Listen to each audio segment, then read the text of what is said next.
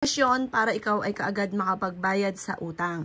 Gawin niyo po ito ng Tuesday or Friday mga bossing. Sa umaga lang ang paggawa ng mga pampaswerte na mga bandang alas 7 ng umaga.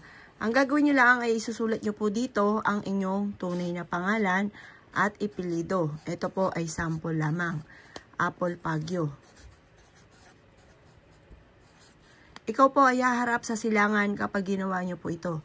Tapos, isulat nyo dito kung magkano ang inyo pong utang. Halimbawa, isulat nyo rin yung pangalan ng tao.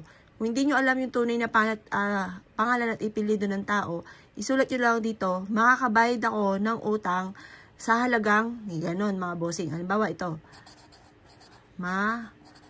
makakabayad ako ng utang agad sa halagang, halimbawa lamang po, 200k. Yan. Tapos, sulat niyo po dito, magkakaroon agad ako ng pera. Magkakaroon agad ako ng malaking halagang pera. Pagkatapos ito mga bossing, kumuha po kayo ng cinnamon. Isusulat nyo po muli ang pangalan nyo dito.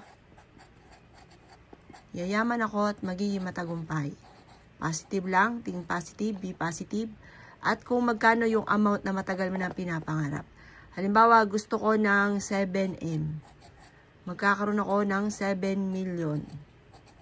Yan, ASAP. Para mabilis. Tapos mga boss, ito ay iikot nyo.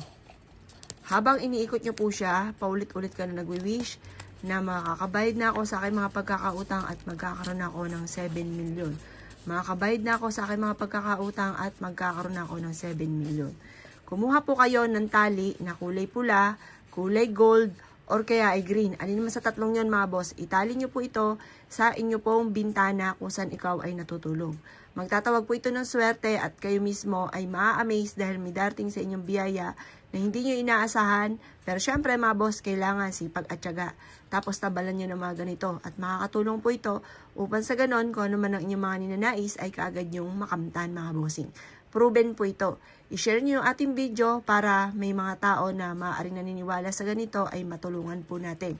Dahil kung kayo may mabuting kalooban at nais rin po makatulong, nasa inyo na ang pagpapala po niyan mga bossing. Maina po mga bossing ko, gawin nyo po ito ng pasikreto dahil once na may nakakaalam na ganito, hindi natutupad ang mga wishes. Kaya kailangan mga bossing ko, para matupad ay isikreto nyo na lamang po siya mga boss. Kayo mismo ay maa-amaze sa dami ng mga blessing na darating sa buhay ninyo matapos nyo po itong gawin. Kaya kung kayo gagawa ng ganito, gawin nyo na po ito at focus lang, maging positive ka, makakamtan nyo kung ano man ang inyong ninanais. Asya mga boss, good luck po sa inyo po lahat.